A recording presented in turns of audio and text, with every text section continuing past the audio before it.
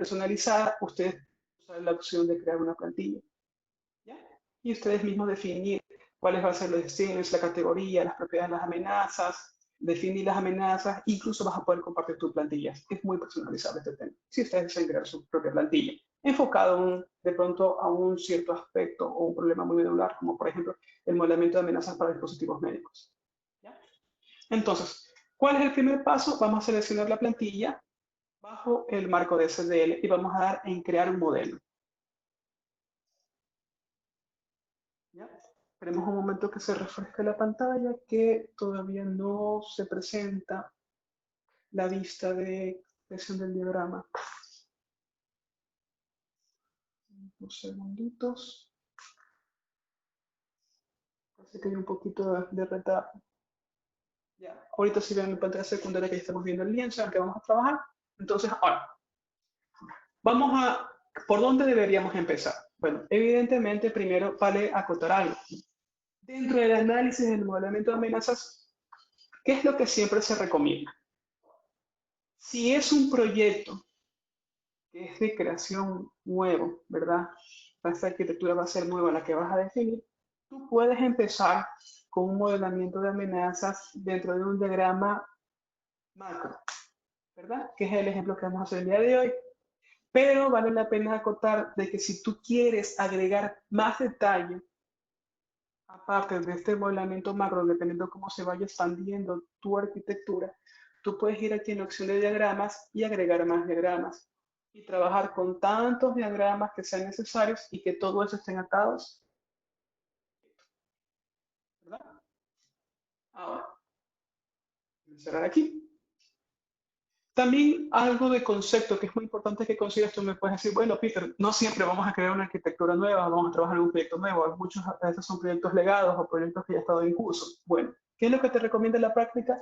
Es de que trabajes muy puntualmente en el requerimiento que va a ser desarrollado, ¿verdad? En esa pequeña funcionalidad. Invento. Si actualmente tu sistema va a incorporar facturación electrónica, concéntrate en hacer el diagrama de la facturación electrónica. Luego, poco a poco, este diagrama se va a ir retroalimentando, ¿verdad? Y va a ir creciendo conforme el tiempo y vas a poder agregar los diagramas necesarios desde aquí, esta opción de agregar diagrama, ¿ya?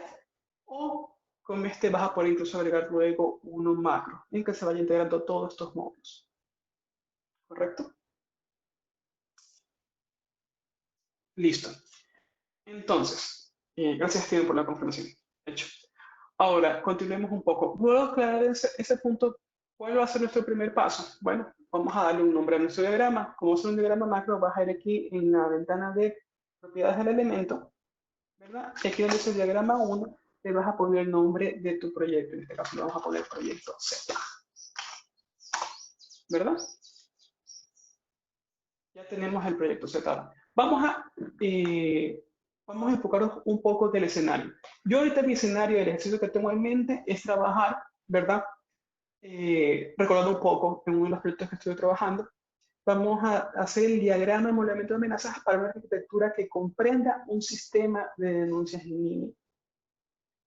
¿Cuáles son los principales actores que van a participar en este sistema? Bueno, evidentemente va a haber los usuarios finales que van a ser los ciudadanos que van a poder presentar denuncias de algún problema en la ciudadanía, ¿verdad? Y otro usuario va a ser evidentemente los administradores, que van a hacer un ambiente web. Los ciudadanos van a acceder a través de una aplicación móvil, así como para que se vayan ambientando un poco con el problema. ¿Cuál va a ser, luego de conversar, verdad, en el ejercicio, meternos un poquito más en el problema, eso ya saben cómo va a ser más o menos el esquema funcional, qué dispositivos intervienen. Luego, conversando con los arquitectos, van a decir, bueno, ¿sabes qué? Vamos a implementar una capa de web service, de servicios web, dentro de un server de que es Node.js, va a estar montado en Azure, allá hay otro componente, y este va a interactuar, ¿verdad?, con las diferentes bases de datos que vamos a tener en la nube, con un sistema de mensajería, ¿verdad?, interno, y eso de manera macro va a ser como que dice nuestra arquitectura de atención, te dice. Ah, chévere. Luego tú le preguntas allá, y este web service, este server de Node.js que va a tener alojados nuestros servicios, ¿Va a atender a solo al aplicativo móvil? No, también va a atender al web. Ah, ya, chévere, excelente. Evidentemente van a estar desacoplados, ¿verdad? Entonces, bueno, ya tenemos un poquito clara la definición del problema. Entonces, ahora sí, vamos a empezar manos a la obra. ¿Qué es lo primero que tienes que identificar? Ir aquí en la parte superior derecha vas a ver un elemento que se llama Stencils. Aquí vas a encontrar una casilla de búsqueda en la que tú puedes, por ejemplo, puedes buscar por web, ver todos los componentes que están relacionados a web, pero para el propósito del ejercicio vamos a ir pasando por cada una de las categorías para que conozcan un poco más, ¿verdad? ¿Cuáles son los elementos que debes identificar muy a manera macro, ¿ya? En base a los actores del ejercicio? Primero vas a tener procesos genéricos, ¿ya? Ahí puedes ver las infinidades de procesos que vas a poder identificar dentro de tu diagrama. ¿Qué otra categoría tenemos? Bueno, un ejemplo de proceso genérico tenemos, como ya hemos dicho, la atención a través de web service, ¿ya? Atenciones a través de un web server, por verlo un poco. Dentro de interactores genéricos externos, ¿qué tenemos? ¿Quiénes son estos elementos? Como habíamos dicho, un usuario humano, ¿ya? Una aplicación web externa, ¿ya? Que, bueno, tiene nombre común mucho, pero en realidad se refiere a atención de dispositivos móviles. Casos de dispositivos, ¿verdad? Web servicios externos, ¿ya? Servicios de mensajería. Todo esto va a ser lo que posiblemente nosotros, como es externo, son interactores externos, no vamos a tener muy probablemente control sobre ellos, ¿verdad? Como independientemente es la acción humana, el dispositivo de estas personas, ¿ya? O servicios provistos por terceros. Eso es lo que vamos a encontrar en esta categoría de Generic External Interactor. ¿Qué más tenemos? Tenemos la categoría de almacenamiento de datos genéricos, evidentemente como que no hay que darle mucha vuelta al asunto de esto, tenemos almacenamiento de la nube, base de SQL, no relacionales, como pueden ver, está actualizado, ¿verdad? Luego tenemos la categoría de flujo de datos genéricos, que estas van a ser nuestras herramientas para interconectar todos nuestros elementos, ¿ya? Como pueden ver, contemplan diferentes modos de comunicación, ¿ya? Y como categorías también tenemos lo que es generar líneas de confianza, ¿verdad? Dentro de estas líneas pueden ser líneas de confianza o bordes. Las líneas de confianza van a estar representadas por una línea curva y dentro de lo que es bordes de confianza, dependiendo de las categorías, vas a poder representar una caja. ¿Cuáles son estas líneas de confianza? Lógicamente son cosas que están internas dentro de tu arquitectura como tal, ¿ya? El siguiente elemento va a ser de anotaciones de texto libre. Si quieres agregar notas, lo vas a poder hacer, ¿ya? Luego que ya hemos dado un repaso a todos los elementos, vamos a proceder a trabajar en el ejercicio. Bueno, evidentemente, ¿qué es lo que vamos a tener primero? Un interactor externo, que va a ser el humano, ¿verdad? Arrastramos el elemento, ponemos aquí, tenemos el humano. Pero ojo, recuerden que tenemos dos tipos de humanos. No, perdón, dos tipos, no, tenemos dos actores humanos. ¿Ya? Entonces vamos a agregar los dos. Para poderlos identificar, le vamos a ir poniendo aquí en las propiedades, vamos a poner ciudadano user, ya como pueden ver es personalizable, y aquí le vamos a poner administrador user. Sobre todo para tener identificados los dos perfiles diferentes que se van a dar en las diferentes plataformas. Como habíamos dicho, el ciudadano va a través del móvil y el administrador a través del web. ¿Ya? Ahora, ¿qué otros más tenemos? Tenemos, como habíamos dicho, el dispositivo, ¿verdad? Vamos arrastrando aquí. Vamos a ir poniendo aquí el nombre, aplicación móvil. Ya como porque no sabemos, no le hemos puesto el nombre todavía a la marca esa. ¿Qué más tenemos? Eso es como agente externo. ¿Ya? Ahora, ¿qué tenemos también? Vamos a tener una aplicación web, ¿verdad? ¿Qué tenemos? Por aquí, un segundito. Aquí. ¿Verdad? Una aplicación web. Vamos agregando aquí. ¿Qué más tenemos? Vamos a recordar un poco. ¿Qué es lo que habíamos dicho? Y vamos a tener dentro de nuestra arquitectura, ¿verdad? Una arquitectura de una nube, ¿verdad? Tenemos web service. dentro de nuestra arquitectura que es de nosotros, ¿verdad? De nuestra gestión. Entonces vamos aquí en procesos genéricos y vamos a obtener web service. Aquí para una referencia, bueno, el técnico me dice, ah, ya, si son web service que van a estar en Node.js atendiendo. Entonces ahí vamos identificando. Recuerden que esto va a atender las peticiones de ambos. No, perdón. Recuerden que habíamos dicho que íbamos a tener dos web services. Vamos a tener, para estar en un server, tenemos los web services que son de ciudadano, ¿ya? Y tenemos los web services que son de administrador, ¿verdad? Web service, vamos a poner Node.js para ir recordando más o menos qué es la tecnología que hemos decidido usar. ¿Ya? Ahora, ¿qué otros actores habíamos dicho que iban a interactuar? Estos servicios se van a comunicar hacia nuestra base de datos, ¿verdad? Y también recordamos de que vamos a recoger evidencias ciudadanas. El ciudadano te dice, ah, ya, yo quiero subir evidencias en móviles, en audio. Perdón, vamos a querer subir evidencias en video, en fotos, en audio. Ah, ya, entonces chútica. Bueno, veo que no me conviene mucho una base de datos, vamos por un tema de storage en la nube. Entonces, ya tenemos base de datos para el tema transaccional identificado. Vamos a la base de datos, ¿verdad? Como habíamos dicho en la sección de storage. Entonces, vamos a tener una base de datos SQL para el tema transaccional. ¿Qué más tenemos? Vamos a tener un tema de Cloud Storage. Aquí de pronto le ponemos de diferencia multimedia, ¿verdad? Multimedia Cloud Storage, para que nos ayude con la retroalimentación. Y que también vamos a tener, nosotros hemos dicho que íbamos a tener un proveedor, ¿verdad? Un proveedor externo para lo que es la mensajería, el servicio de mensajes. Por poner un ejemplo, MailChimp, Twilio, ¿verdad? Para atacar temas como correos y notificaciones a celulares, ¿verdad? Para el ejercicio nos vamos a concentrar. Vamos a suponer que este servicio va a atender a ambos, ¿verdad? Para tratar de que no se crezca mucho el diagrama. Entonces tenemos un servicio de mensajes, ¿verdad? De email y el mismo va a atender, digamos, SMS, los móviles. Ahora, ¿qué nos falta dentro de este diagrama? Ya hemos identificado dentro de nuestro proyecto Z de manera macro diferentes elementos de nuestra arquitectura como tal, pero como pueden ver es muy, muy, muy a la macro.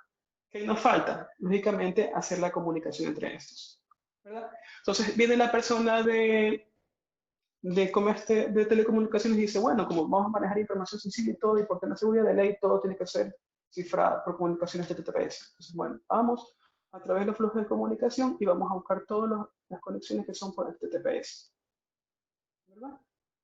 Entonces, vamos a ir agregando. Es importante de que dentro de nuestro análisis tenemos que identificar si el flujo solo es de ida y de regreso, si es bidireccional. En el caso del servicio de Node.js de ciudadano, vamos a encontrar de que obviamente vamos a poder crear registros en la base de datos y así mismo tenemos que poderlos consultar, decirle cómo está el estado de su denuncia. Entonces, sabemos que es de ida y de regreso, ¿verdad? Entonces, vamos a conectar esto. Es el elemento donde en un sitio complicado. Ahí. Entonces, para que sea un poco más, vamos a para que sea un poco más atractivo. El ciudadano, ¿verdad? Tenemos que a través de la comunicación, tenemos un flujo, tenemos un flujo normal, ¿verdad? Se me coloquen los flujos, déjenme borrarlos.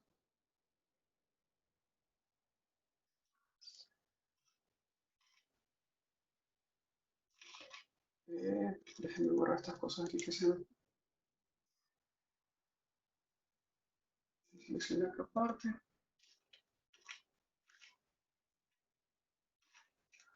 Listo, ya, un pequeño error. Entonces tenemos que la comunicación es que va a ser tanto el ciudadano como el administrador. Me dicen, sí, ¿sabes qué? También va a ser por una HTTPS, obviamente.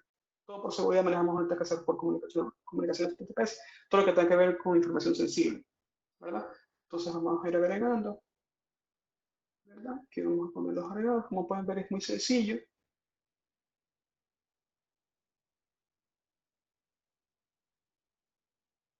Contemplando los flujos. Se está conectando. Ah, yo me adelanté algo muy importante. Dentro de esta partecita de aquí que ven esta pestaña en la parte inferior, de pronto alguien se va a preguntar qué significa este tab de mensajes. Probablemente cuando vamos a llegar a la parte que vamos a generar nuestro informe, puede ser que generen algún tipo de error, ¿verdad? Aquí en estos mensajes te va a dar una referencia de estos posibles errores que puedes tener. Ahora, como habíamos dicho, dentro de la creación de diagrama vamos a poder tener un control de versiones. ¿En qué consiste? Tú puedes sobre el proyecto como tal de este modelamiento que estás haciendo, no solo el diagrama, tú puedes ir agregando notas. Por ejemplo, vamos a poner levantamiento inicial, por ejemplo. ¿Ya? Esto se registra, lo pone con fecha y quién lo agregó, ¿verdad? O para llevar un control. Sigamos agregando los flujos.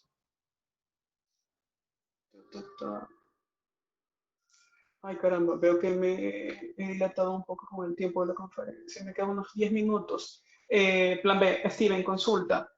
¿Sí podemos seguir trabajando en el ejercicio o muestro directamente el resultado? Porque también ya tengo el diagrama ya hecho, tanto para revisar más rápido los tres puntos importantes, también para tratar de dejar por lo menos 5 minutos de espacio de preguntas. ¿Qué opinas? Sí, dale con el que ya tienes para que puedas hacer preguntas. Ya, chévere, sí, porque veo que nos quedan 10 minutos y tenemos que terminar a las 6. Entonces, déjenme abrir por aquí. Vamos a grabar esto de aquí. A ver, el que ya teníamos aquí final, listo.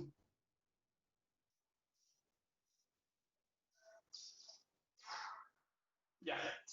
Entonces, no es por solo decir que no nos iba a alcanzar el tiempo. Aquí tenemos el diagrama de nuestro proyecto Z, ¿verdad? Como pueden ver, están todos los actores que hemos identificado inicialmente. Claro que aquí no le paso los nombres agradables dentro de los elementos de las propiedades, ¿verdad? Estos flujos genéricos los sacan aquí, ¿verdad? Déjenme ver el iconito. ¿Verdad? Aquí los usuarios lo hemos representado con flujos genéricos. Los flujos genéricos tú lo puedes sacar, eso me da a contar que ya está poniendo HTTPS.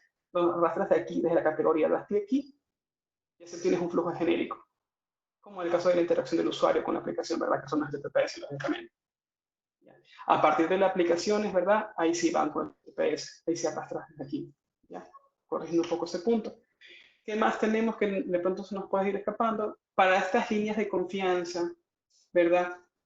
De lo que es Internet, por ejemplo, de aquí para acá es el acceso a Internet, ¿verdad? Aquí estamos trabajando con una línea de confianza interna, que para acá todo es más seguro por la arquitectura interna como tal. Ya es muy importante trazar estas líneas de confianza. Esto, como hemos dicho, lo vas a encontrar aquí, Generic Trust Line Boundary, ¿verdad? Asimismo, si quieres genérica, arrastras de la categoría y vas haciendo así para ambos casos, esto es genérico internet, vas a ir representando la curva. Y le pones el nombre a esta línea de confianza que quieres trazar. ¿Ya? Esto para poder destacar en qué punto es tan inseguro como sabes que de aquí para acá está expuesto el internet y de aquí para acá es interno, por ejemplo. ¿Ya? También podemos representar ese grado de visión en nuestro diagrama. ¿Qué más tengo para acotar aquí? Ya, luego. Digamos que terminamos en nuestro diagrama. Como pueden ver, podemos manejar incluso sus detalles, ¿verdad? Y les ponen los nombres en los flujos. Bueno, ¿qué otras características vamos a usar ahora? Vamos a generar el informe, ¿verdad? ¿Cómo genera? Ah, no, perdón. Antes de dar el informe, bueno, tenemos hecho el diagrama y nuestra reunión de análisis dice, bueno, pues queremos ver cuántas amenazas hemos detectado. Entonces, van aquí la vista y como pueden ver, estaban por defecto trabajando en la vista de diseño. Vamos a cambiar la vista de análisis.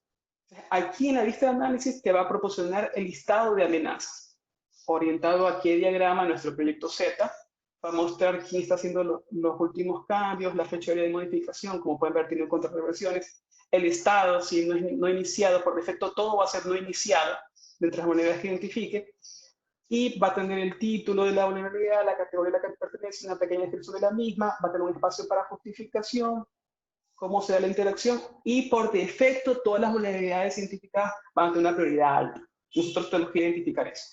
Bueno, tú me dices, bueno, Peter, todas esas vulnerabilidades, ¿cómo salieron?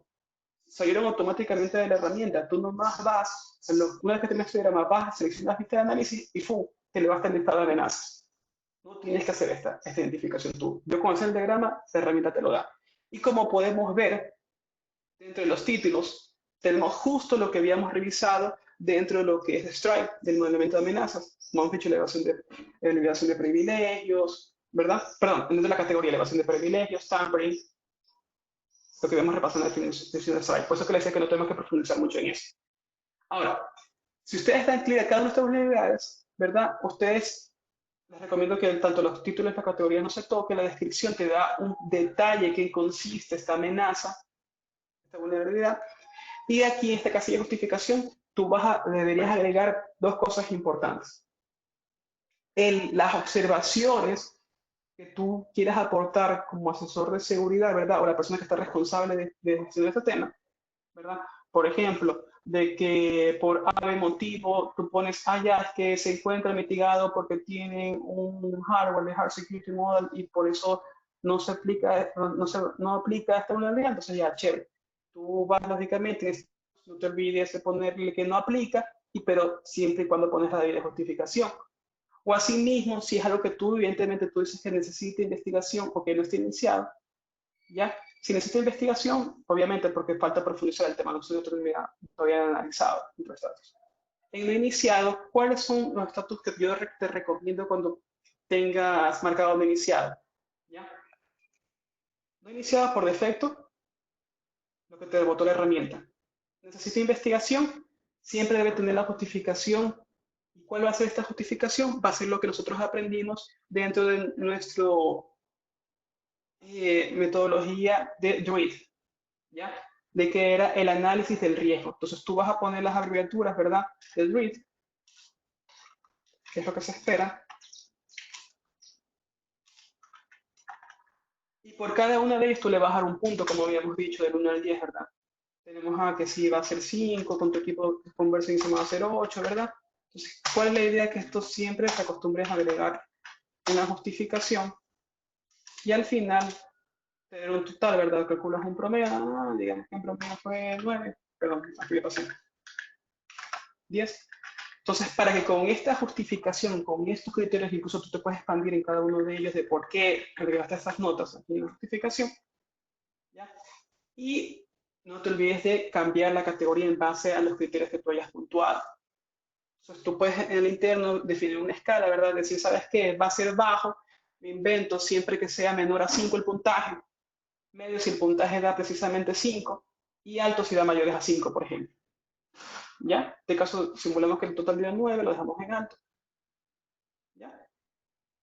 Entonces, para las que ya fueron mitigadas, lógicamente le pones estatus mitigado para que sepas que esté resuelto y no olvides de poner si amerita la debida justificación de cómo fue mitigado. ¿Verdad? Eso es cómo vamos a ir tratando cada una de las amenazas que nos brinda la herramienta. Es importante acotar que si te das cuenta, cada una de las amenazas que vayas seleccionando, la herramienta te marca justo en qué parte del flujo de la comunicación se va a dar a esta amenaza. Es como para que pueda darte un mejor análisis cuando vayas teniendo cada una de estas. Entonces, como puedes ver, haciendo un modelado muy macro de toda esta arquitectura, ¿cuántas amenazas hemos tenido? 91 amenazas detectadas. Cabe la pena rescatar que pueden ser que algunas se aplique una investigación, una mitigación, y otras que es posible que también no aplique. Eso ya corresponde a cada uno de sus análisis. Ahora, para finalizar el tema del ejemplo, no olviden que cómo pueden generar reportes. Ustedes tienen dos modalidades, un reporte completo o uno personalizado. El personalizado, ¿en qué consiste? Tú podrás incluir en tu reporte las amenazas dependiendo del estado, ¿verdad? O incluso las que ya hayan sido amenazas migradas de algún otro diagrama de flujo, tú lo puedes agregar aquí. En este caso, para propósito del ejemplo, para que lo puedan apreciar, vamos a darle aquí, crear reporte completo. Das clic aquí en generar, ¿verdad? Poner el reporte, proyecto Z, tenerlo en formato HTML, y este es el reporte que te genera. Lógicamente, como no alcanzamos a llenar todas las etiquetas dentro de los elementos, dentro del diagrama de modelo tenemos propiedades como dueño, revisores, contribuidores, descripción, cosas que asumes, dependencias atrás, tú puedes agregar esta información al reporte. Tienes cuando fue creado, las notas que te había dicho para el control de versiones que puedes ir llevando, ¿verdad? Me dicen que no se ve la pantalla. Cierto, es porque cambié de navegador. Denme un segundo. No sé si cambia rapidito. Voy a compartir. Vamos con el navegador para que puedan ver el reporte. Gracias, Steven, por la confirmación. Sí, este es el reporte que estábamos viendo. Un reporte que te lo en formato HTML, ¿verdad? Eso tú lo puedes imprimir, lógicamente, en un PDF con control P, para que lo puedas generar. No vaya a estar dando el HTML. Entonces, nos olvidamos llenar, podemos ponerle el nombre del modelo, ¿verdad? El dueño, los revisores, controladores, descripciones, unidades, tags muy importantes. Eh, las fuentes de versiones que hemos mencionado. Tenemos incluso un detalle del modelo de amenazas, en qué etapa están, cuántas tenemos iniciadas, cuántas no aplicaron, necesitan una investigación, ¿verdad? Un total, las migradas, ¿verdad? Y el informe te da, si te das cuenta, por cada vulnerabilidad, por ejemplo, dónde está atacando, ¿sí? Tal como estaba en la herramienta. Por ejemplo, interacción HTTPS, tenemos que hay spoofing, elevación de, tenemos elevación de usos de impresión, tenemos reproducción potencial de los datos. Entonces, como pueden ver, sale todo en el informe, categoría, descripción, notificaciones y las agregadas, como por ejemplo aquí, ¿verdad? Y cada una de las vulnerabilidades viene justo resaltado en el informe a qué elemento están evaluando. Todo eso te lo ayuda a generar la herramienta.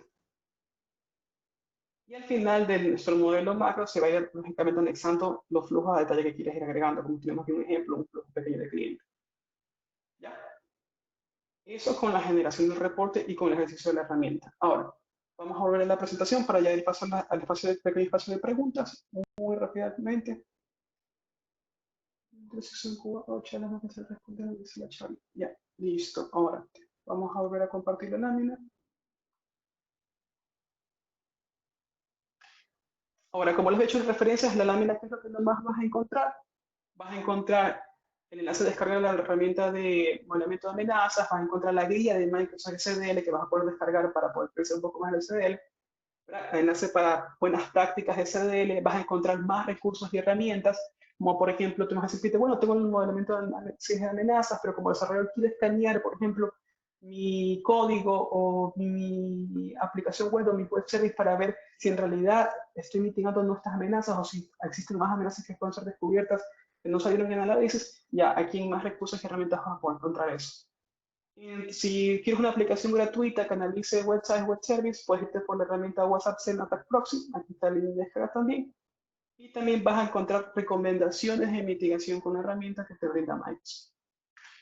Ahora sí, preguntas.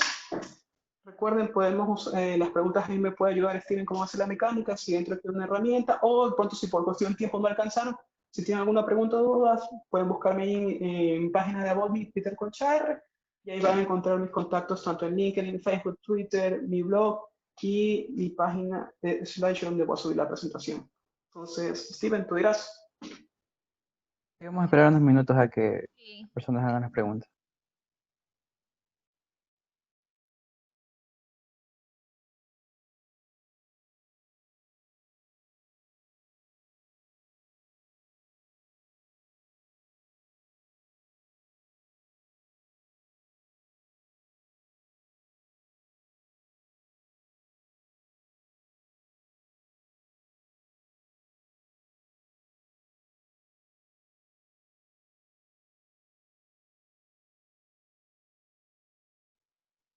Bueno, si tienen preguntas de manera específica, tienen los datos de Peter, en los cuales pueden consultar a mayor profundidad el tema.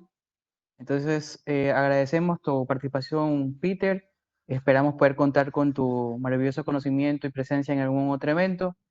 Entonces, que te cuides, que tengas una excelente tarde y gracias por estos temas que la mayoría de personas a veces no concientizan el tema de la seguridad en los programas, ¿no? A veces desarrollamos sin un sentido de seguridad.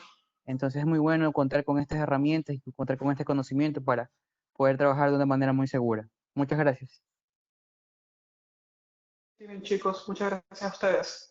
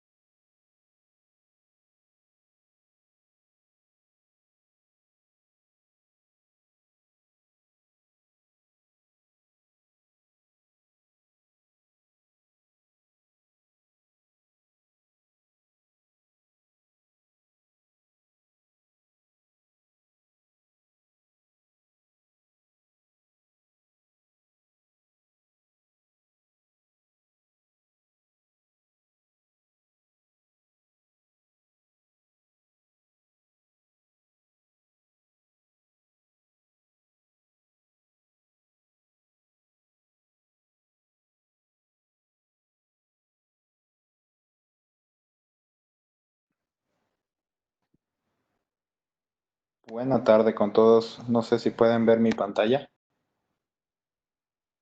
Muy buenas tardes. Sí se ve su pantalla. Muchas gracias, muchas gracias. Sí, les voy a compartir mi cámara también, por respeto a todos. Perfecto, creo que ahí ya me pueden ver y podemos un poco charlar. No sé si ya comenzamos. Entonces procedo a presentarlo. Muchas gracias, muchas gracias.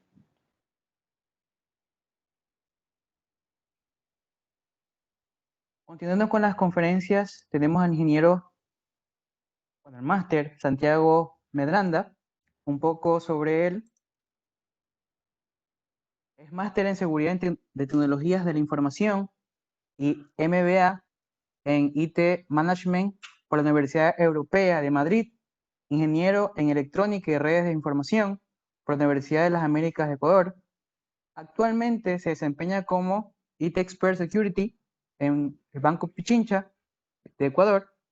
Es profesor adjunto de la Universidad Internacional de La Rioja para la maestría de ciberseguridad como voluntario para la Organización de Estados Americanos, OEA. Desde el 2016 ha participado en el análisis de estrategias nacionales de ciberseguridad, revisando los documentos nacionales en esta materia de países como Ecuador, Colombia, Costa Rica, México, República Dominicana y Guatemala.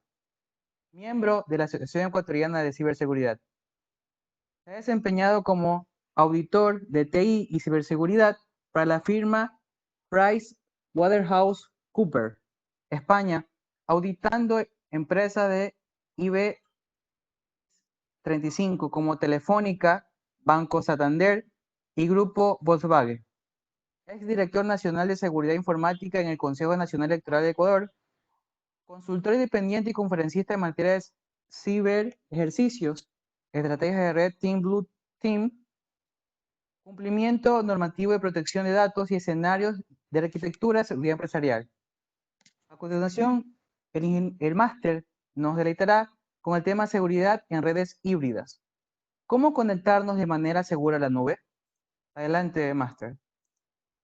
Muchas gracias chicos por la invitación. En realidad siempre es un gusto. Previo a la pandemia, ya tuve una experiencia con ustedes. Estuve por la ciudad de Guayaquil el año pasado cerrando un evento allá y siempre es grato poderles llevar un poco de conocimiento, ¿no? En esta ocasión, bueno, vamos por la coyuntura y todo a direccionarnos hacia el mundo de la nube. Y es importante, en realidad, ir un poco adentrándonos en las nuevas tecnologías, incluso el tema de la nube. Este es un conversatorio, lo pueden en cualquier momento hacer sus preguntas. La idea es un poco interactuar, ¿no? Y que puedan conocer qué es lo que se está gestando en la nube, cómo lo podemos hacer, cómo podemos llevar nuestros datos críticos, los datos que consideramos sensibles, la información del negocio y una serie de elementos de seguridad, de elementos de infraestructura de una manera controlada y segura hacia las nubes, a las diferentes nubes que podamos acceder. Entonces, bueno, un poco tenía mi presentación, como ya les han comentado, soy máster en seguridad, tengo un MBA en IT Management y bueno, ya han sido 4 años que colaboro con la OEA en diferentes estrategias. Esto me ha permitido desarrollar un poco más también el ámbito normativo, ¿no? Que es importante. Siempre recalco eso. A veces como ingenieros se nos ocurren N ideas, sin lugar a dudas, pero cuando ya aterrizamos con la parte legal de la empresa, cuando ya vemos que son datos sensibles, cuando ya hay un marco de referencia, pues lastimosamente a veces esa idea se va al piso. Entonces siempre tenemos que tomar en cuenta eso y rescatar las experiencias de otros países también, ¿no? Hay muchos países que en su momento, y digo un poco para que lo tengan en contexto, ya pensaron en el tema de la nube, ya pensaron en que quizás no por esta coyuntura, sino por un desarrollo eficaz de la infraestructura, de las telecomunicaciones, de la tecnología en general, usar las nubes y poner dentro de las estrategias nacionales de ciberseguridad de los países, en especial en Centroamérica, ya el tema de nubes públicas, temas direccionados hacia el uso de Google, Azure, AWS que vamos a estar. Entonces, es importante que nosotros también como país definamos una política pública en la cual nos permita ya el uso controlado de estas nubes y regulado de alguna manera. Para garantía de nosotros como propietarios de los datos, como usuarios finales, y también en el lado técnico, ¿no? Para garantía de los equipos técnicos que tenemos en las empresas y que somos responsables de la implementación bajo ciertos parámetros que nos tienen que entregar, ¿no? Entonces, bueno, comencemos con el viaje en la nube, ¿no? Este viaje en realidad se ha agilizado. Últimamente ha cambiado todo el panorama. Estamos generando estas conexiones con nube porque nos ahorran costos, nos dan una mayor efectividad en una serie de cosas. Entonces, la verdad, se ha visto bastante útil el tema de las nubes. Por tanto, ¿cómo empezaba el viaje a las nubes? Normalmente había una persona que decía, mejoremos la tecnología, por lo general el vicepresidente de tecnología, el gerente de tecnología, el jefe de tecnología. Y claro, dentro de nuestros equipos había personas que decían nuevos equipos, quizá un canal de internet más amplio para que no haya un colapso de servicios, o quizá y muy en tercer plano, la nube. Entonces, esa persona que apostaba por la nube, quizá no, definitivamente no era algo que lo visionábamos tan cercano, ¿no? Tomando en cuenta que en un esquema actual, como ustedes pueden ver en la pantalla y en la parte derecha, tenemos nuestros servidores que ya tienen un tiempo o que quizá los compramos hace 2 años recientemente para renovar el parque informático de empresarial. Pero, y también tenemos estos gastos adicionales, ¿no? Que ya contemplábamos en ese despliegue hace N años, un año, recientemente, etcétera. Entonces, están los servidores, está también el tema del agua que gastan esos servidores para refrigerarse, el tema de la luz que gastan esos servidores para refrigerarse y mucho más en la costa, ¿no? Que ustedes sabrán, por el clima necesitamos ponerle mucho más aire a los servidores y en realidad incrementa bastante el costo de la energía eléctrica. Y finalmente, esos servidores tenían una instalación. Entonces, en alguna de las sedes de la empresa o si solo había una sede, teníamos un cuarto destinado a estos servidores, que ese cuarto debía ser inmaculado, debía estar totalmente limpio, totalmente sellado, con las protecciones físicas adecuadas, con las protecciones de los equipos, protecciones eléctricas y bueno, en realidad montar un data center para los que hayan tenido la oportunidad de hacerlo, saben que es recontra complicado. Hay muchas cosas añadidas aparte de los fierros que hay que tomar en cuenta y definitivamente resulta complicado. Y es por eso que algunos modelos ya se estaban un poco gestando, ¿no? Si ustedes recordarán la brecha de los 20 millones de datos expuestos, los ataques de Assange, ya un poco el Estado de nuestro país dijo, a ver, tenemos unos data centers ahí del proveedor público, hagámoslos valer en algo y un poco tendamos hacia la nube.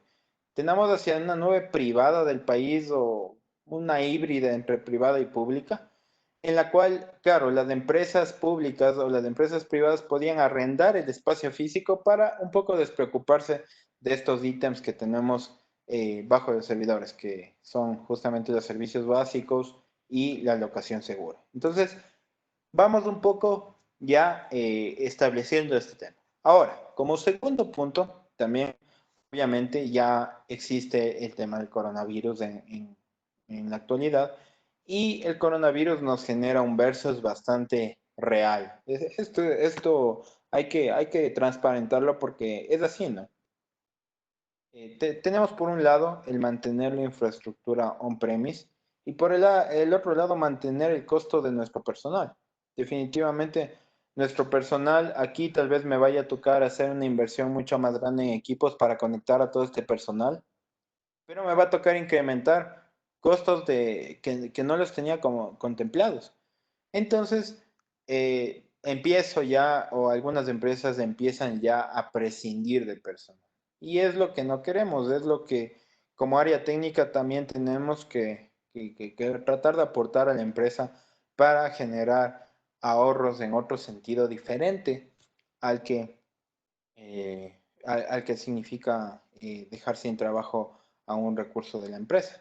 Entonces, ya este versus le hace pensar a la empresa y le hace pensar a los equipos de TI, definitivamente necesitamos abaratar este costo gigante que representa la operación on-premise. Entonces, la gente empieza ya y empieza a ver la concepción a nivel país y a nivel del mundo del tema de regresar a ver al futuro, de vuelta al futuro. Y les traigo a colación este sticker, no solo por la película, sino porque en realidad esa mirada al futuro es un poco irreal. Porque como en la película, para los que son fanáticos de la saga de Back to the Future, nos mostraba, era que nos mostraba un mundo en el 2015, en aquel entonces, cuando fue filmada la película, donde ya había carros voladores, donde ya había una serie de cosas que eso no, a la final no llegó a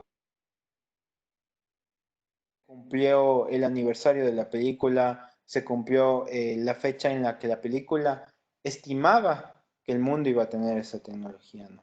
Entonces, tenemos que ser cautos y realistas en este viaje a la nube. Y es por eso que un término que se ha pegado mucho en el mercado es el término de la transformación digital, donde tú tienes un mundo, las empresas giran en este engranaje que es el mundo, y tenemos una serie de conexiones de aquí, pero en realidad no sabemos qué significa la transformación digital, porque cada empresa vive un proceso diferente, vive una realidad diferente, vive un presupuesto diferente y claro, puede apalancar en mayor o en menor medida los procesos tecnológicos.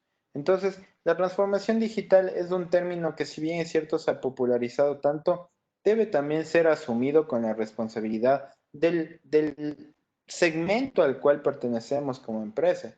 Si somos una empresa pyme, pues quizá no podemos implementar lo que implementa una gran institución. O si somos una gran institución, quizá necesitamos mucho más que una empresa pyme y tenemos que considerar muchas más seguridades, muchos más controles, muchos más elementos dentro del esquema de red y que vamos a estar topando. Entonces, llegan estos salvadores después de la llegada del coronavirus, llegan con su capa y te dicen, mira, yo te ofrezco cero mantenimiento, cero costo de instalación, el tiempo que quieras, la ubicación que quieras y el pago por lo que quieras. Entonces, o sea, si se ponen a pensar, este quieras es prácticamente un mundo totalmente abierto. O sea, no hay un límite en el cual me diga, no, ¿sabes qué? Eso no puedes hacer. No existe ese límite, al menos en estas tres nubes grandes. Entonces, eso nos da la medida de que en una infraestructura en nube, el nivel de escalamiento que podemos tener es prácticamente infinito, ¿no? Lo único que nos restringe un poco es el tema de los costos. Entonces, cuando ya tenemos un costo elevado, obviamente la empresa, el presidente, el gerente de la empresa va a decir, te estás pasando, ya no tenemos cómo apalancarte la inversión y pues es por eso que debemos definir un esquema correcto de facturación para la nube. Tenemos bastantes retos, no solo en el aspecto de seguridad, sino en el aspecto tecnológico en sí. Y es importante saber interactuar estas dos partes para tratar de lograr un equilibrio entre los elementos de red que ya tenemos comprados, que aún no se han depreciado, que aún están en vigor, esta es una tecnología que aún está vigente, tiene soporte, y los elementos que quizá dijimos, mira, este servidor no hace mucho, dejémosle nomás, no le actualicemos, no compremos otro, pues en ese tipo de cosas quizá llegó el momento de plantearnos una migración, de plantearnos un consumo por tiempo, un pay as you go, como se le conoce normalmente, en donde nosotros pagamos únicamente por lo que queremos, por lo que necesitamos, y ya no estamos comprometiéndonos con un equipo, con un soporte que nos cuesta, si es que es por un año, un X precio, si es que es por 3 años, tenemos un poquito de ahorro. Entonces ya un poco cambia el paradigma, totalmente. Y bueno, definitivamente todo nos lleva a una decisión. Y la decisión en este caso es irnos del esquema on-premise que tenemos aquí y que nosotros lo manejamos al esquema de IaaS, PaaS o SaaS. Entonces, ustedes se preguntarán, oye, pero la verdad, tenemos todo este tema, quizá vigente, no vigente. Va a ser muy complicado migrar esto a la nube. Y cómo lo vamos a hacer si todo tenemos en un esquema donde vemos todas las capas, desde el networking hasta aplicaciones, y el IaaS, la primera capa no se ve, la aplicación va a funcionar bien, no va a funcionar bien.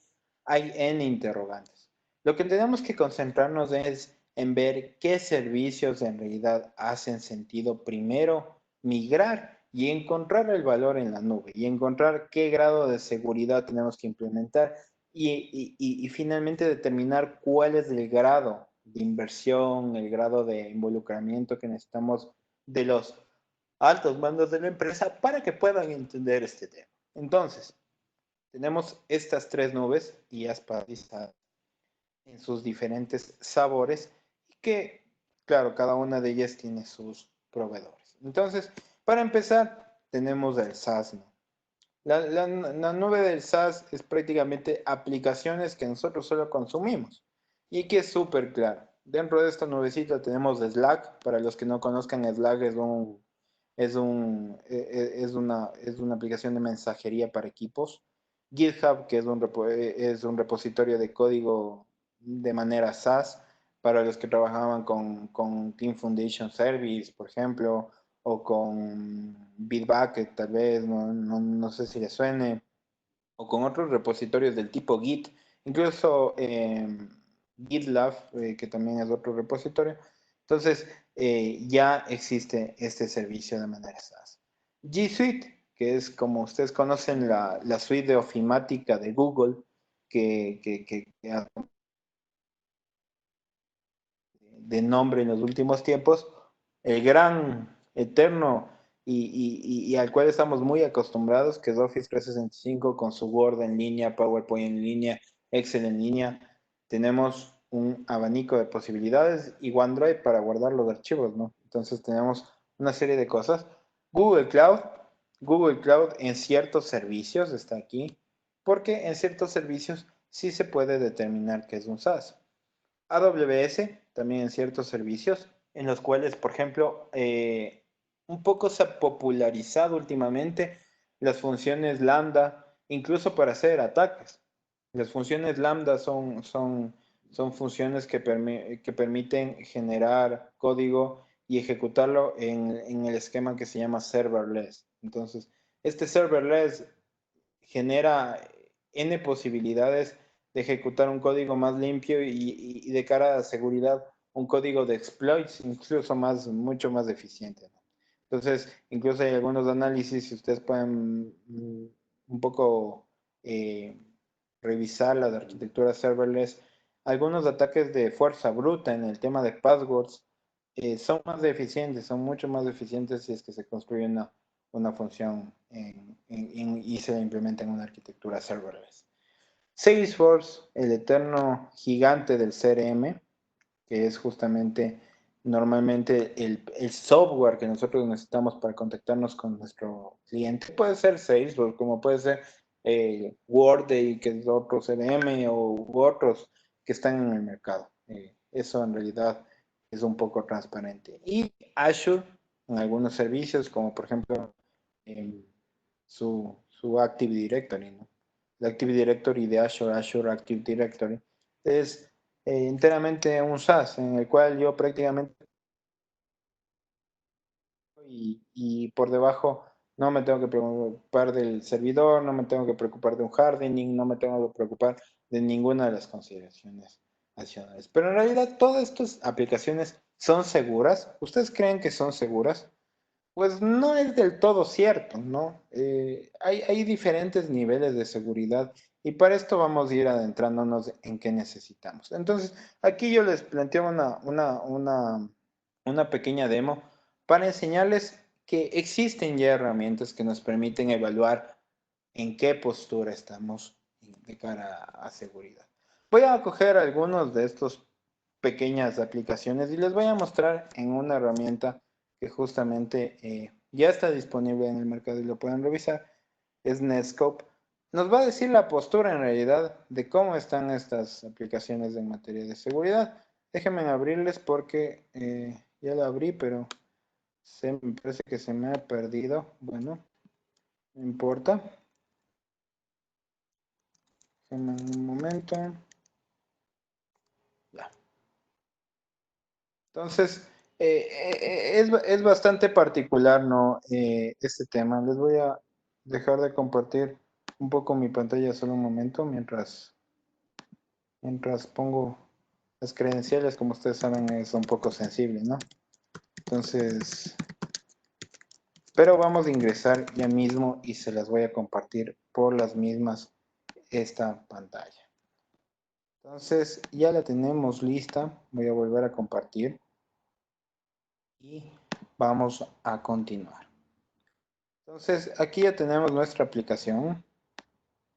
Y dentro de esta aplicación yo puedo ver también la transaccionalidad que yo tengo con una nube. Pero más allá de esto, esta aplicación es bastante interesante, que es este. Un Cloud Confidence Index. En este Cloud Confidence Index, concretamente en esta herramienta, tenemos más de 65,000 nubes registradas y cuál es su nivel de seguridad. Entonces vamos a probar con una de ellas. Vamos a probar con Slack. Slack tiene una puntuación de exactamente 88, ¿no?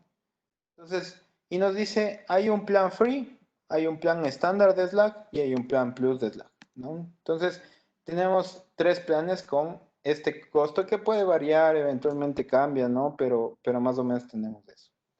Y también nos muestra qué grado de certificaciones tiene. Es un punto muy importante a considerar en nuestro viaje a la nube. ¿Qué tipo de certificaciones tiene la herramienta para decirnos a nosotros si es compliance o no es compliance? ¿Cuál ha sido su trayectoria? ¿A qué tipos de clientes brinda el servicio? Porque este tipo de nubes, conforme ganan más clientes, conforme tienen una diversidad mayor de contenido, pues de esa manera logran mejorar este tema de sacar más certificaciones, les exigen más certificaciones. Y aquí podemos ver qué tipos de certificaciones tiene, dónde está ubicado sus cuarteles generales, sus oficinas centrales, qué tipo de aplicaciones similares pueden existir en ese mercado para verlo. ¿Qué temas tenemos en el apartado específico de protección de datos? Tiene la aplicación clasificación de datos, puede tener un control de acceso. En general tenemos N soluciones para este tema. No es lo mismo comparar Slack, por ejemplo, que comparar algo que es similar en funcionalidad y que está pegando mucho en este momento, que es Teams, ¿no? Teams es prácticamente el par de Slack en estos temas de intercambio de mensajes y revisión de equipos. Como ustedes pueden ver, existe una pequeña diferencia, pero también por el apalancamiento que Microsoft tiene en sus temas globales, ¿no? Por ejemplo, aquí incluso tenemos que Slack cumple ciertas certificaciones adicionales que Teams no tiene. Sin embargo, en los puntos más relevantes, definitivamente gana Teams y es por eso que tiene una puntuación mayor. Eso nada más para dejarles y mostrarles que existe un diferente nivel de cumplimiento entre las nubes de cada una de las partes, ¿no? Entonces, es importante rescatar eso. Por otro lado, la seguridad en SaaS también me libera de estos temas. No tengo que preocuparme en el correo de un anti-spam. Tiene un anti-spam básico. Si yo le quiero dar una protección mayor al correo en nube, pues puedo contratar un servicio de anti-spam, pero ya lo tengo embebido. No me tengo que estar preocupando de que ya se me acabaron las direcciones IP de la empresa. Tengo que pedir más, tengo que contratar más, ya no tengo, ya se me acabó el pool de direcciones IPs, lastimosamente ya hay que hacer N procesos engorrosos para conseguir una nueva dirección IP. No necesito pelearme con eso, pues el proveedor verá cómo lo hace, a mí me entrega un dominio personalizado para mi empresa y yo me despreocupo del tema de las IPs. Por otro lado, los típicos balanceadores de carga, ¿no? En algunas aplicaciones, como ustedes conocen, siempre teníamos que poner un clúster de 8, 10, 5, 4 servidores que nos permitan absorber toda la carga de transaccionalidad de los servicios. Pues nos olvidamos igual del balanceador y viene configurado de concepto en la nube. Y finalmente tenemos el firewall, el gran dolor de cabeza que es el firewall en sus reglas milimétricas para afinar una aplicación en particular. Este nivel de granularidad lo vamos a conseguir con control de accesos, con una serie de cosas adicionales, el perfilamiento particular para cada usuario, pero el tener que configurar, quemar políticas, reiniciar equipos, poner el modo failover si es que se satura el equipo y N cosas, no lo vamos a tener que hacer en el esquema SaaS. Así que, keep calm and migrate a la nube.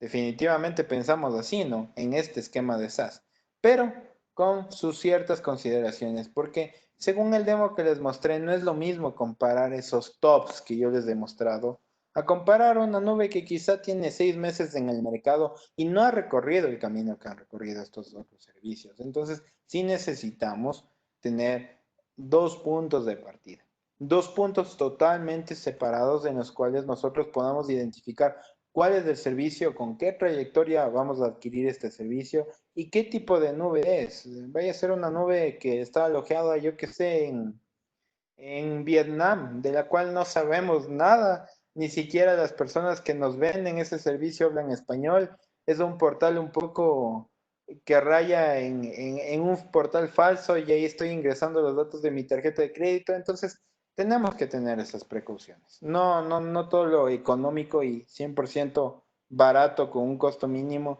nos va a salir rentable y más que nada va a proteger los datos de la empresa que son críticos. Los grandes de la ofimática en este mercado del SaaS, obviamente no hay más allá que G Suite y Office 365, entonces tenemos una decisión más por la costumbre de la gente. Recuerda de seguridad y la tecnología busca un tema y un principio de cero fricción. No hay que complicar al usuario, no podemos en estos tiempos de pandemia y nos hemos dado cuenta, creo, todos los profesionales, que el configurar, por ejemplo, una VPN para nosotros es sencillo. Para una persona que tiene una edad mayor, que no estuvo tanto en contacto con estos temas, ya resulta más complicado. Entonces, para una persona que ha manejado toda su vida Word, incluso para mí mismo, yo he manejado toda mi vida Word. El cambiarme a G Suite a veces me cuesta un poco porque es otro esquema, no es el mismo icono y los seres humanos somos unas personas de costumbre. Entonces, dentro de ese apartado es a veces complicado, pero ya depende de cómo lo trate el negocio. Y bueno, ahora pasamos a los grandes de las platforms as a service. Y dentro de las platforms as a service, lo más importante en este momento es ver y visualizar lo que va a pasar con los servicios por contenedores. Aquí tenemos a Docker, tenemos a Kubernetes y tenemos a OpenShift, que es otro manejador de contenedores, ¿no? Estos tres grandes en realidad nos han permitido desplegar servicios súper fácil, súper fácil. Y es a lo que queremos llegar, es a donde la tecnología está teniendo, a desplegar microservicios de manera eficiente y que cada microservicio no genere una carga, sino que juntos, entre todos estos pequeños funciones, generan una funcionalidad infinita prácticamente, ¿no? Sin saturar los servicios que son necesarios siempre en la organización. Entonces, dentro de ese apartado tenemos que concentrarnos en que estas nuevas tecnologías sean un poco conocidas, ¿no? ¿Y qué es lo que es seguridad en paz? ¿Qué necesitamos? obviamente ya estamos hablando de datos, estamos hablando de intercambio de información, estamos hablando de protecciones, por ejemplo, con certificados TLS. ¿Qué necesitamos? Por supuesto que vamos a necesitar una herramienta de prevención de fuga de información, incluso por amenazas internas y externas, es importante siempre tener. ¿Qué también vamos a necesitar? Vamos a necesitar manejo de identidades para saber qué persona está haciendo qué cosa, qué persona está lanzando una nueva versión a producción de un software, qué persona está manipulando los datos que tenemos cargados. Un segundo factor nunca está de más, en especial ahora que todas estas nubes nos dan gratuitamente un segundo factor de autenticación configurable en cualquier momento y sin necesidad de algo complicado, ¿no? Por otro lado, también ya se empiezan a escuchar temas de certificados, como les menciono, TLS 1.2, 1.3 ya incluso, y estrategias de manejo de llaves, BYOKey. Tenemos dos estrategias en ese tema del manejo de llaves. Bring your own key, que es justamente generar una llave en un dispositivo, ya puede ser sea de hardware o software, dentro de la organización y cargar esta llave a la nube. La nube sí nos genera un esquema de cifrado, nos genera si ustedes van a la documentación de Azure, de Google, de AWS, les va a decir que todo el almacenamiento en reposo está cifrado. Pero yo les pregunto, si es que nosotros tenemos el servicio con Microsoft y Microsoft misma está cifrando los datos, ¿cómo nosotros nos cercioramos de que Microsoft no nos va a abrir los datos? O sea, Microsoft es el dueño de la plataforma y él realmente nos cifra con su mismo algoritmo y esas claves y ese cifrado va a estar almacenado en alguna parte. No es que lo pueden perder. Entonces, necesitamos tener el control de nuestros datos y en ese caso necesitamos generar nosotros una llave interna que nosotros podamos gestionar y que en el caso de que nos divorciemos de alguna de estas nubes, pues solamente revoquemos la llave y ni la nube ni nosotros vamos a tener acceso a esos datos, ¿no? Entonces tenemos que protegernos eso en el esquema de datos que son muy, muy críticos para el negocio. Entonces tenemos que contemplar eso.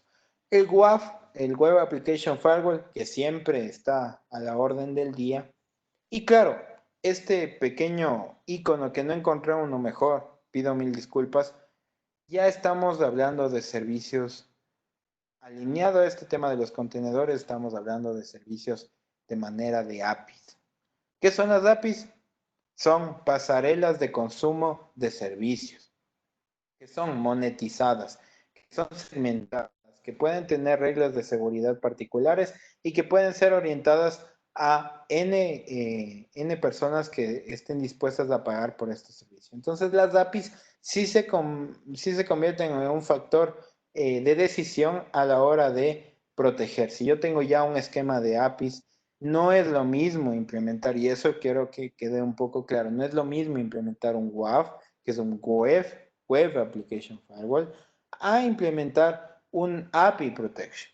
El API Protection es totalmente distinto porque la interacción de un portal web es muy diferente a un servicio brindado por API, donde tenemos otras consideraciones de interacción, donde existen N funcionalidades que no están concebidas en un portal web. El portal web lo que nos muestra son datos. Por debajo hace su lógica, la lógica que está exponiendo el API directamente hacia los consumidores, sean estos empresas, sean un tercero y un usuario final. Entonces, todo eso debe tener una protección adecuada. Aquí, nuevamente, un pequeño demo, y más que demo, es mostrarles cuál es la nueva visión de la seguridad. Nuevamente voy a abrir cualquiera de mis pestañas y quiero dejarles con esta herramienta. Screen se llama. Ustedes lo pueden buscar en Google sin problema. Y esta es una Application Security Management Plus. Esta aplicación de Screen lleva a otro nivel la seguridad. ¿Por qué? Porque definitivamente ya cambiamos de paradigma. Para un poco en honor al tiempo voy a escribir mis credenciales sin problema aquí. Yo he generado ahorita bueno, hay una versión de demo que ustedes la pueden ver. Entonces, vamos a ingresar al portal. Y claro, para mí ya se me acabó mi periodo de demo, pero vamos a ver la aplicación de demo. ¿Y qué nos muestra esto? No nos muestra nada más de lo que nos muestra un SIEM.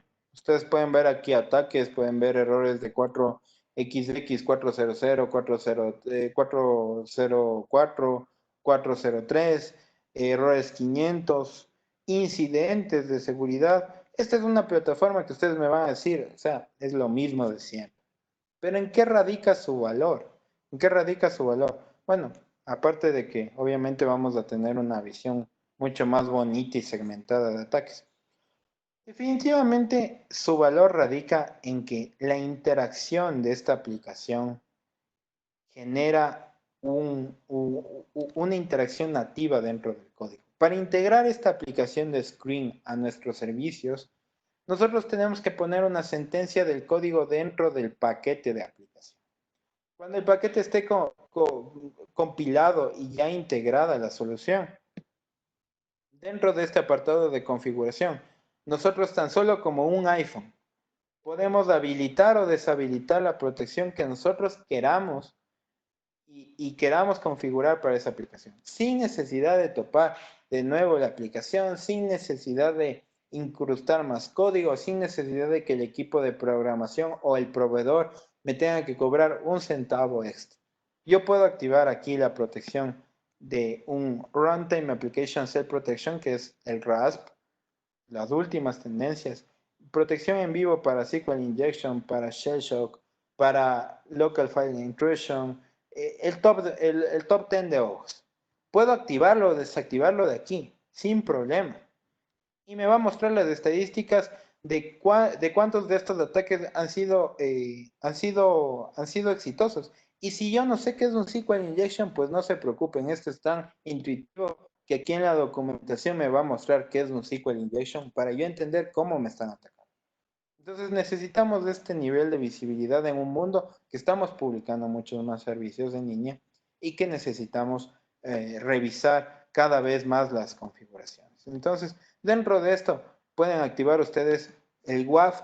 Si ustedes dicen, sabes que yo tengo una configuración muy particular del WAF, perfecto, aquí te dan unas reglas, pero si tú no te sientes feliz con estas reglas, pues defines una regla dentro del WAF que tú quieras. Entonces, aquí yo puedo configurar una nueva regla del WAF, puedo establecer aquí una nueva regla, me va a aparecer qué quieres que haga, si es que o sea, cómo quieres que construya yo la trama.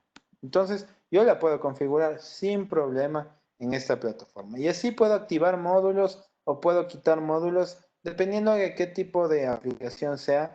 Y puedo ver también las estadísticas de cada uno, como les mencionaba, de estas reglas. Entonces, puedo ver en qué apartado ha sido un poco vulnerada la aplicación, cómo están las reglas, cómo las reescribe.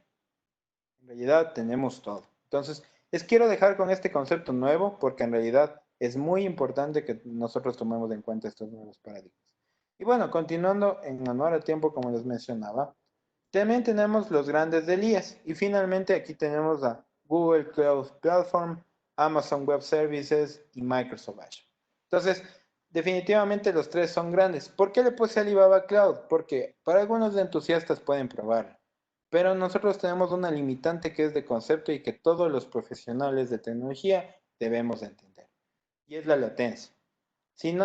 Mientras más latencia tengamos, más complicados se ven los servicios de impactados, se ven los servicios cuando intercambiamos datos con las premisas, e incluso cuando es un consumo nacional. Entonces, ¿cómo verificar que una nube es eficaz en temas de latencia? Nuevamente, les doy un truquito. En el caso de Google Cloud, sacaron esta plataforma de gcping.com. gcping.com lo que nos muestra es, hace un ping desde nuestra máquina hacia todos los sitios, todos los servidores, todos los centros de procesamiento de datos, data centers, en todo el mundo, y me dice cuál es la menor latencia dentro de todos los centros de procesamiento. Entonces, si ustedes pueden ver, a mí me dice que en Iowa, en Estados Unidos, si yo monto mis servicios, voy a tener una latencia de 226 milisegundos. Entonces, obviamente, en este caso es porque yo tengo una conexión en 2.4 GHz, no estoy conectado por cable. Obviamente una interacción por cable va a mejorar bastante el tiempo, pero ustedes pueden correr esta herramienta de GCPing sin ningún problema y medir la latencia, que eso va a impactar directamente en el consumo de sus servicios con todas las aplicaciones. Y yo he mostrado para Google, hay también para Microsoft y AWS sin duda. Entonces, la seguridad en IaaS ya vuelve a retomar el parámetro de este tema de IPs, de spam, vuelve a retomar el parámetro de firewall, vuelve a retomar el parámetro de WAF, pero en realidad interactúan estas tres capas, porque quizá el spam es un software as a service ahora, quizá el firewall es un platform as a service y quizá el WAF sí lo puedo montar tal vez un F5 en la nube, con el mismo concepto que tengo on-premise, con un servidor, con un appliance, pero en la nube van a facturar mensualmente por su uso y eso va a estar medido de esa manera. Pero interactúo con diferentes tipos y sabores de nube, ¿no? Entonces, eso lo tenemos que tener claro. Y en Firewall pasa lo mismo, ¿no? Actualmente no existen del todo un 100% un firewall en la nube. Si alguien va a sus oficinas y les dice, tengo un firewall en la nube, perfecto, lo tienen, pero lo tienen como IaaS, lo tienen como PaaS, no lo tienen 100% SaaS, donde tú no tengas que preocuparte del fierro, no tengas que un poco luchar con ese performance que a veces tiene. Es prácticamente el mismo firewall que te están vendiendo a ti y que tienes en tu data center, pero lo tienen en un data center en X locación. Entonces, no existe todavía el concepto de firewall tal cual o diseñado enteramente para la nube. Entonces, eso para que lo tengan presente. Y bueno, los escenarios de protección para la nube, ustedes se preguntarán para usuario final. O sea, ¿sabes qué? Yo tengo una empresa pequeña, no es una empresa muy grande, necesito un tema más de correo electrónico para probar, para darle valor, para que la gente crea en la nube. Entonces, pues, escenarios de protección para nube, por ejemplo, para Office 365, para el tema de SaaS. Por ejemplo, aquí tenemos un presupuesto de 6 a 8 dólares por persona, de 15 a 20 en otros planes. Y claro, aquí le he sumado 5 dólares de una herramienta que es bastante interesante que se llama el Casby. ¿Qué es el Casby? El Casby es la herramienta que les mostré en la primera demo y que nos permite tener un control de cada uno de los tráficos que nosotros intercambiamos con la nube. En este caso, voy a ir a una última prueba. Lastimosamente no me quiero pasar, no me quiero pasar del tiempo porque si no me van a matar. Pero bueno, vamos a esperar que se abra. Yo aquí tengo instalado agentes por, por, por persona. Entonces aquí yo, por ejemplo, puedo ver que en Google Meet, en esta famosa nube de colaboración, ha habido un usuario que ha transmitido 13.87 megas. Entonces, en esa nube yo he visto que ha transmitido esa cantidad de megas, ¿no? Entonces, yo puedo controlar si se está haciendo una exfiltración de datos, si se está haciendo una serie de cosas, tan solo con ver ese tema de interacción, ¿no? Entonces, es bastante interesante el considerar el Casby. Entonces, si no lo tomamos en cuenta que puede ser para un MVP en este momento, no necesitamos contemplar este valor, en 6 u 8 dólares por usuario, lo cual en realidad comparado con lo que tenemos que gastar en agua, luz y en servidores y en su mantenimiento, definitivamente es mucho más óptimo. Pero finalmente yo les quiero dejar con próximos pasos para que ustedes hagan un MVP. O sea, es bonito mostrarlo y todo, pero ustedes deben palparlo dependiendo de su propia realidad. Entonces, aquí tenemos justamente, vamos a comentar por dónde empezar. Para conectarnos a la nube, ¿qué es lo que tenemos que hacer? Primero tenemos que ser muy claros, ¿no? Que hay estos tres proveedores que como les mencionaba, es una restricción ya de performance de red, de interconexión, lo que nos restringe a estos tres proveedores, ¿no? Y dentro de eso tenemos que aprovechar dos cosas.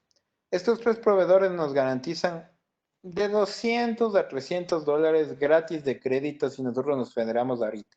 O sea, si ustedes abren ahorita el portal de Google, de Azure o de Amazon y se registran con su cuenta incluso personal, les van a dar 200 o 300 dólares en servicios e incluso algunos ofrecen de 10, 8, 10 servicios que son 100% gratuitos todo el tiempo. Entonces, tenemos que aprovechar de eso. Y tenemos que aprovechar de eso para incrementar el valor de la prueba. Porque aquí nosotros vamos a tener que gastar nada por demostrar a la empresa que en realidad el producto vale, por hacer un MVP, por hacer una prueba que nos permita validar que en realidad funciona. Y también considerar que en el esquema actual y en los días que vienen, muchos de los esquemas y lo que estamos tratando de llevar a cabo son los esquemas de Bring Your Own Device y Bring Your Own Workspace. Entonces, estos dos términos quieren decir que yo ya no tengo, yo ya no estoy proveyendo los equipos como empresa a mis funcionarios. Ellos están trabajando con los equipos de su casa. Y esos equipos de su casa yo no estoy viendo la postura, no los tengo dentro del scope, dentro del ámbito de búsqueda del equipo de seguridad de la empresa. No lo tengo ahí, porque son equipos que son personales. Entonces, para asegurarnos de estos equipos, tenemos que implementar estrategias que no sean invasivas. Y las únicas estrategias que no generan invasión es usar aplicaciones 100% SaaS, donde yo no tengo que instalar nada, los correos no van a ser descargados, los correos sensibles de la empresa no van a ser descargados a un equipo personal, no voy a tener que hacer un respaldo del correo en un equipo personal para que esos correos puedan ser infectados, puedan ser sustraídos por un atacante, en especial en la actualidad, que incluso nuestros niños juegan con los equipos después de que terminamos de trabajar, pues en la casa hay 2 computadoras y son 4 personas, entonces hay que poner también el tema de ponerse a pensar en la realidad del hogar. Y como equipos de tecnología debemos tomar esa iniciativa. Y entonces, a la final, ¿qué es lo mejor para tu empresa? Pues definitivamente lo mejor para la empresa es migrar a la nube. Con ciertas consideraciones sí, pero la mejor estrategia sería migrar a la nube definitivamente. Entonces, con esto les quiero dejar. Hemos un poco cumplido el tiempo. Estoy atento a cualquier pregunta, cualquier sugerencia, duda que tengan a fin de poderles solventar. Me pueden seguir en LinkedIn. Tengo igual una revista, la saco todos los días domingo a las 7 de la noche. Está disponible con noticias de ciberseguridad y de tecnología de Ecuador, solo de Ecuador. Y bueno, algunos eventos pequeños de vulnerabilidades a nivel mundial, pero lo que tratamos de rescatar es un compendio de tecnología solo de Ecuador. Entonces me pueden seguir en mi LinkedIn sin problema y ahí ya van a encontrar los 6 números que ya tenemos de Sonsec, que es la revista, la pueden revisar sin problema. Eso es todo. Muchas gracias por su atención. Muchas gracias. Las personas que deseen realizar preguntas pueden hacerlo mediante chat o mediante QI.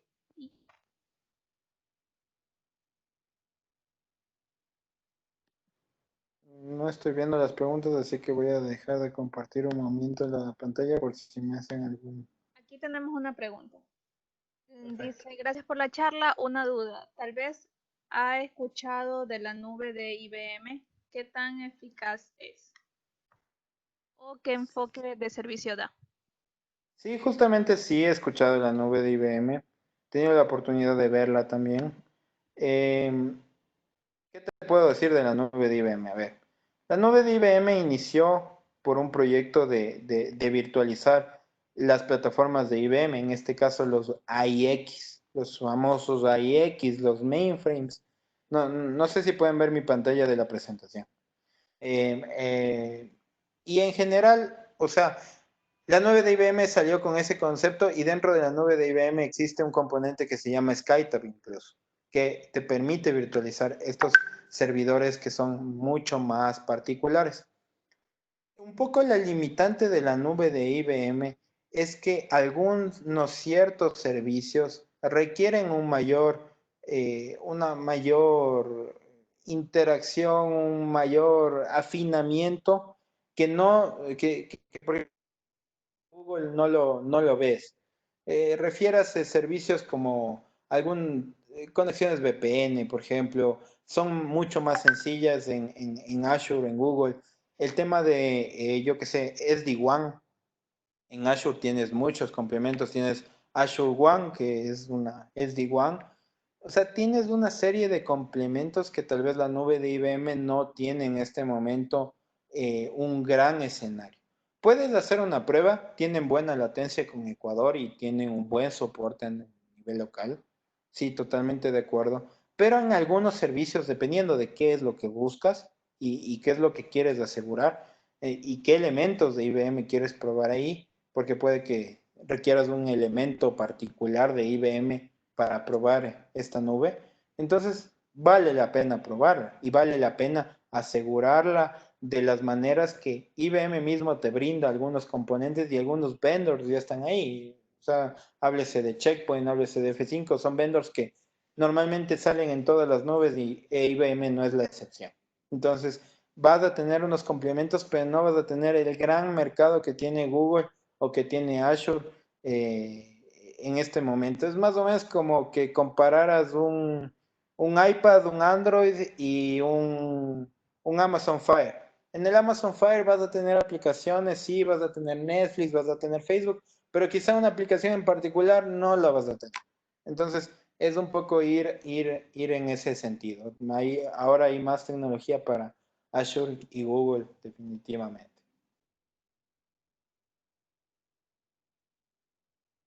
Aquí tenemos otra pregunta. De los tres, ¿cuál considera que es mejor? ¿Google, Azure o Amazon? ¿Y por qué?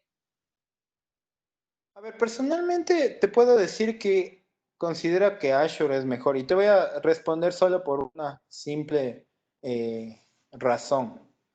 Y es porque nos permite montar máquinas en Windows más fácil y en Windows Server más fácil. Y en todas las plataformas de Windows mucho más fácil.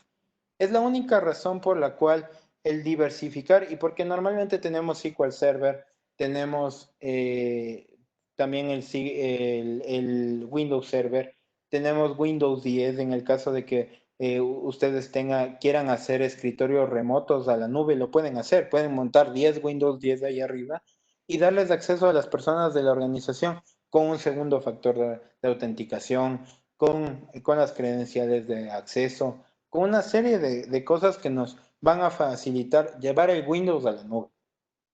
Desde esa perspectiva es muy eficiente Microsoft en general porque son sus propios productos.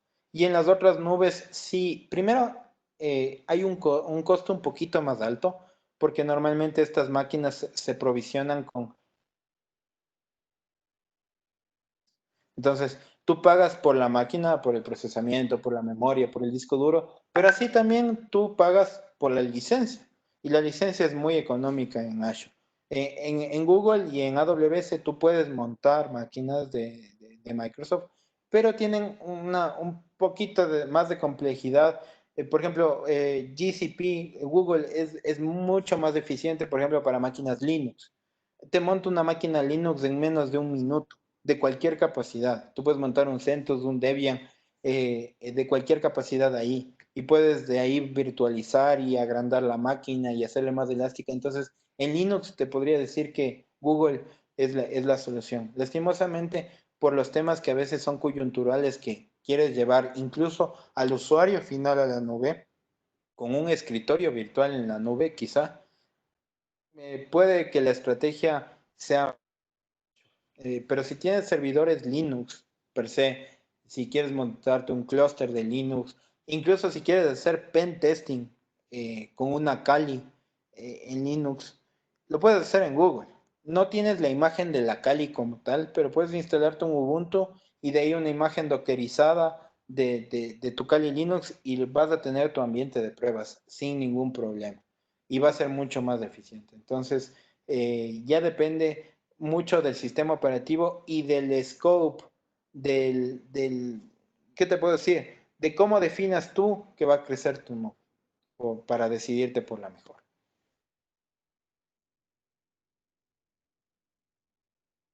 Muchas gracias. No sé si tengan alguna otra pregunta.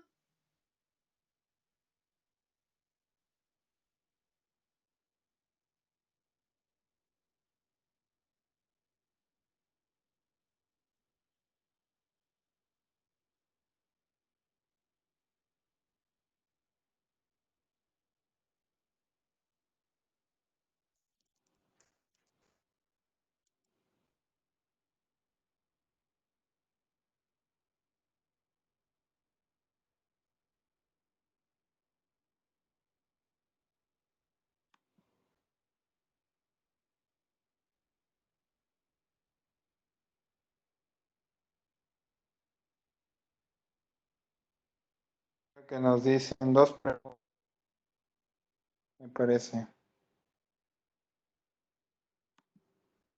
No sé, Edison, nos dices de la validación con la OEA. ¿Algún caso especial de auditorías? No sé si nos puedes ampliar ese tema, a ver cómo lo planteas. Hasta mientras, la pregunta de Evelyn justamente es usar servicios para no tener robo de mis datos. A ver, ese es un tema controversial. Es un tema bastante controversial porque es un tema eh, muy particular. Las nubes, en realidad, como ustedes saben, son nubes estadounidenses. Y en Estados Unidos hay otras leyes diferentes a las que hay en el Ecuador. Entonces, cuando nosotros hacemos este acuerdo de servicios, si bien es cierto, nosotros nos atamos en algunos casos, por ejemplo, Microsoft es muy claro en eso, que genera la posibilidad de tener un marco normativo local, es el único que tiene esa posibilidad de que tú contrates con un proveedor local y con leyes locales. En otros casos como Google, que no tenemos oficinas aquí, no hay una representación aquí, o AWS, definitivamente estás confiando a la ley estadounidense. Entonces, el día de mañana, si es que existe algún caso, alguna situación legal por la cual quieran acceder a tus datos, no va a haber poder humano que les va a impedir hacer. Por eso es que yo recomiendo poner una protección propia de nosotros, una llave propia de nosotros, generada en un HCM, que es un dispositivo descifrado por hardware, o incluso hay software ahora que también hace la misma función. Entonces es importante un poco ver ese tema, ¿no? El asegurarnos nosotros mismos.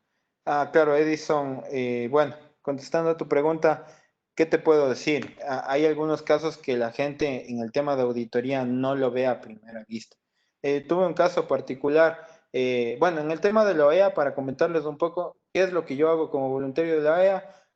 De vez en cuando salen documentos nacionales de cada uno de los países en materia de ciberseguridad, estrategias nacionales de ciberseguridad. Se ha revisado el COMPES de Perú,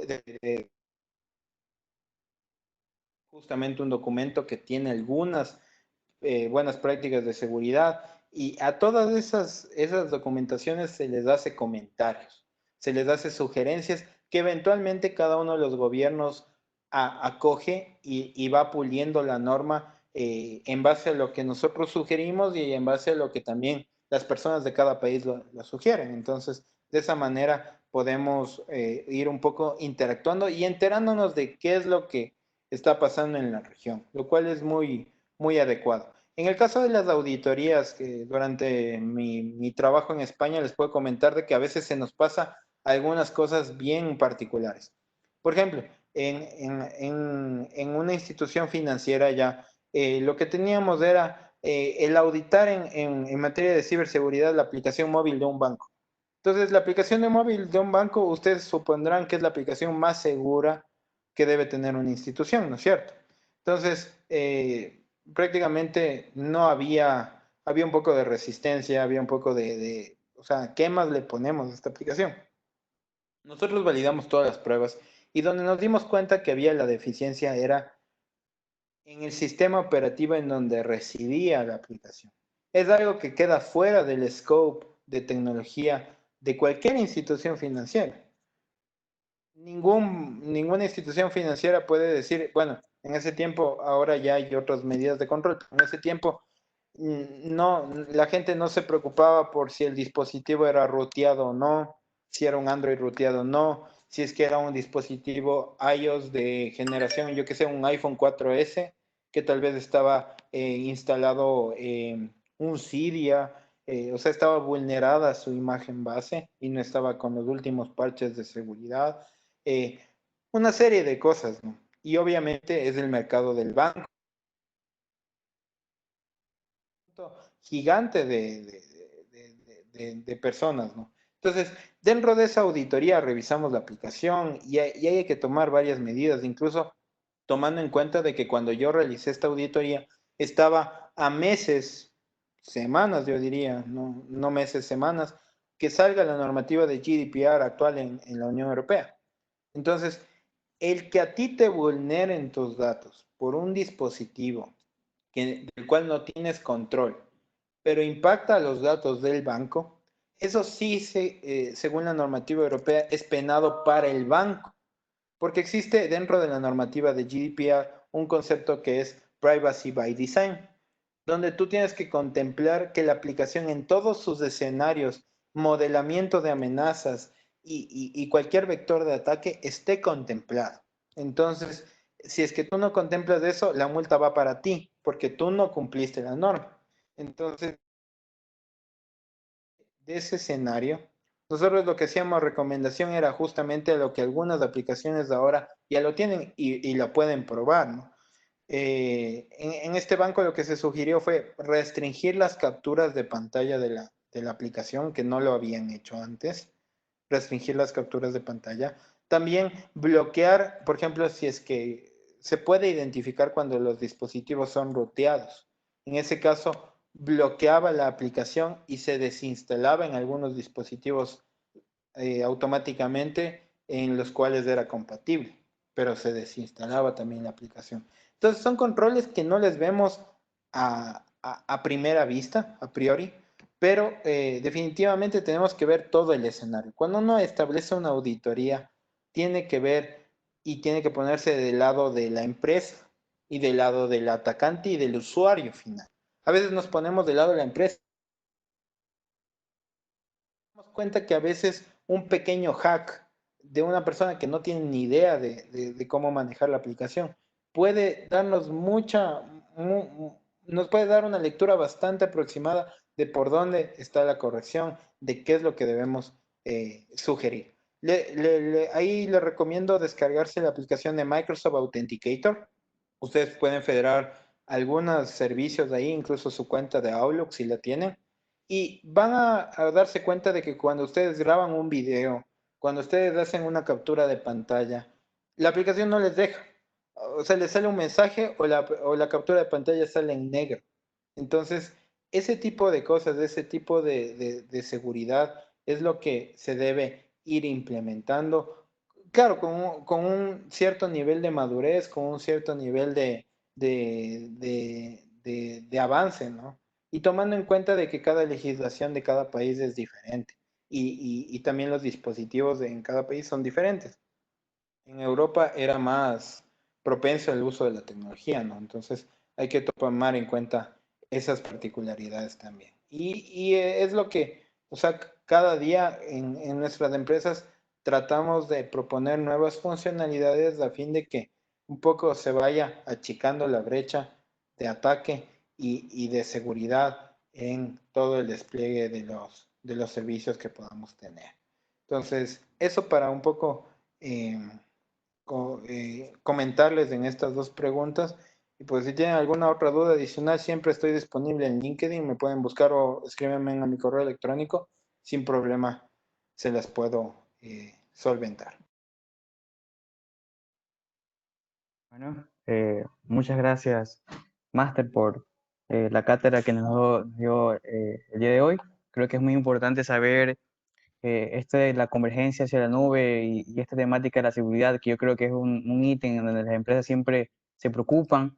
Creo que el saber que sus datos de alguna u otra manera ellos pueden constatar el tema de seguridad en estas plataformas, de alguna manera darles un poco de seguridad de la migración hacia la nube, es algo importante. Entonces, queremos agradecerle por sus conocimientos brindados y esperamos poder contar con su presencia en algún otro evento que se organice con IEEE Sport. Y gracias, y que esperamos que tengan una excelente noche. Muchas gracias y un gusto nuevamente de estar con todos ustedes. Una feliz noche.